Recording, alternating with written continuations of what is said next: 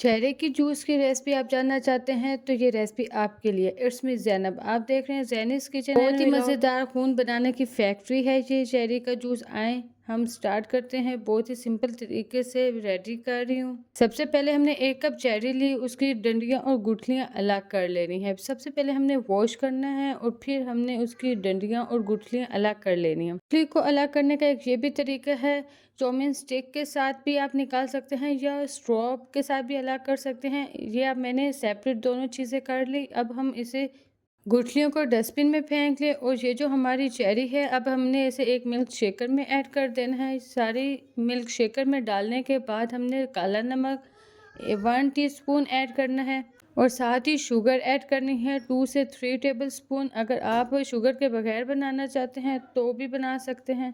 साथ ही हमने ice cubes और बर्फ़ वाला ठंडा या पानी डालना है और फिर हमने स्टार्ट शेक कर देना है। शेक करने के बाद 2 से 3 मिनट मुसलसल शेक करने के बाद हमारा ये रेडी हो जाएगा चेरी का जूस। इस तरीके से भी हम ये अब रेडी है। आप इस तरीके से भी पानी वाला भी पी सकते हैं। अगर इसका टेस्ट और ही मज़ेदार बनाना चाहते हैं तो इसका एक और भी तरीका है। फिर हमने इस जूस को स्ट्रेनर या किसी जाली की मदद से हमने सारा जूस सेपरेट कर लेना है। गुठलियाँ और उसका पल्प वगैरह जो ऊपर वाले छिलका है वो सेपरेट कर लेना है। इस जूस को भी आप ऐसे ही आइस क्यूब्स डाल के पी सकते हैं। और अगर और मज़ेदार और फैंटास्टिक बनाना चाहते हैं तो इसमें आप कोई भी सोडा ऐड कर दें।